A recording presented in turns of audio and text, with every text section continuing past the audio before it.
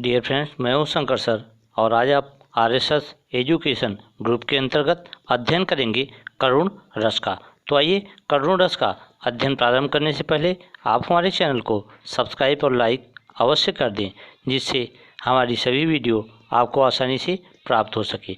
तो करुण रस के परिभाषा की अगर बात करते हैं तो किसी इष्ट की हानि, बंधु विनाश या किसी से सदा के लिए बिछड़ जाने के दुख के कारण व्यक्ति को जिस रस की अनुभूति होती है उसे करुण रस कहते हैं। अर्थात आप यह भी कह सकते हैं कि विभाव, अनुभाव और संचारी भाव के योग से जहाँ शोक नामक अस्थायी भाव उत्पन्न होता है उसे करुण रस कहते हैं। अब देखिए, करुण रस का अस्थायी भाव शोक होता है। तो आप कि शोक का अर्थ दुख होता है।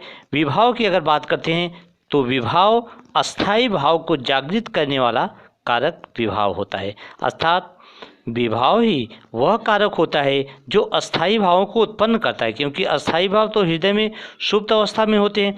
तो विभाव के अंतर्गत मृत व्यक्ति को देखकर शोक उत्पन्न होता है, करुणा उत्पन्न होती है।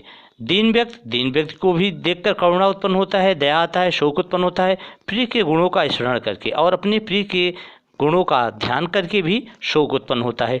प्रिय के वस्त्र और उसके चित्र इत्यादि को देखकर भी करुणा अर्थात अस्थायी भाव शोक उत्पन्न होता है। और विभाव की बात करते हैं, अनुभाव की बात करते हैं तो देखिए, अनुभाव के अंतर्गत अनुभव का अर्थ होता है अनुभव करना, फील करना या महसूस करना। अर्थात अनुभाव के अंतर्गत आप व्यक्ति जब रोता है तो करुणा शोक उत्पन्न होता है, तो आप अनुभव कर सकते हैं। प्रालाप करने में भी आप अनुभव कर सकते हैं शोक का, करुणा का।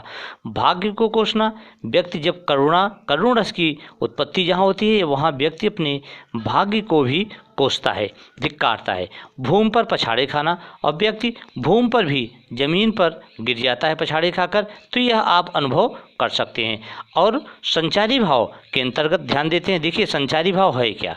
संचारी भाव पानी में उठने वाले बुलबुले के समान है। अर्थात जिस प्रकार से पानी में बुलबुला उठता है और थोड़े समय के बाद वह बुलबुला समाप्त हो जाता है, वैसे ही संचारी भाव होता है। क्षणिक मात्र के लिए व्यक्ति के हृदय में, मन में यह उत्पन्न होता है और उसके बाद समाप्त हो जाता है।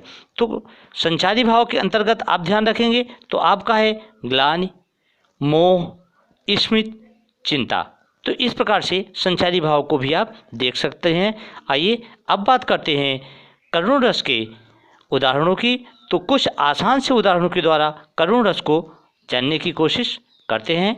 तो करुण रस के उन उदाहरणों में आप ध्यान देंगे तो पहला उदाहरण आपका है, दुख ही जीवन की कथा रही, क्या कहूँ आज जो नहीं कही। तो यहाँ इस उदाहरण में करुण रस स्पष्ट रूप से दिखाई दे रहा है। दूसरे उदाहरण की अगर बात करते हैं तो दूसरा उदाहरण है आपका, मेरे हृदय के हर्ष रहा, अभिमन्यु अब तू है कहाँ। तो यहाँ भी शोक उत्पन्न हो रहा है, करुणा उत्पन्न हो रही है, इसलिए ये करुण रस होगा। और तीसरे उदाहरण पर अगर आप ध्यान देंगे तो तीसरा उदाहरण ये भी करुण रस का उदाहरण है, अय मेरे वतन के लोगों जरा आँख में भर लो पानी, जो शहीद हुए हैं उनकी जरा याद करो कुर्बानी। तो इसमें भी करुण रस विद्यमान आपका दिखाई दे रहा है। तो इस प्रकार से आप आगे के उदाहरणों के द्वारा अगर देखते हैं तो चौथा उदाहरण है, क्रमशः कंठ क्षीण हो आया, शिथिल हुए अवयव सारे, बैठा था नव उपाय की, चिंता में मैं मन मारे।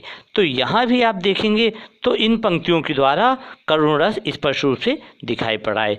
और अंतिम उदाहरण की अगर बात करते हैं तो पांचवा आपका उदाहरण है कि देख सुदामा की दीन दशा, करुणा करके करुणा निधि रोए, पानी परात को हाथ छियो नहीं, नैनन के जल सो पग धोए। तो यहाँ भी अगर आप देखेंगे तो सुदामा की उस दशा को देखकर करुणा निधान भगवान श्री कृष्ण भी, उनके आंखों से इतना आंसू गिरता है कि आंखों से बहने वाले आंसुओं से ही उनके पैर धुल जाते हैं। तो यहाँ भी करुण रस है। तो इस प्रकार से आप आसान से उदाहरणों के द्वारा और अस्थायी भाव, विभाव, अनुभावों के द्वारा करुण रस को स्पष्ट रूप से आप समझ सकते हैं। तो आज की वीडियो में बस इतना ही। Thank you so much.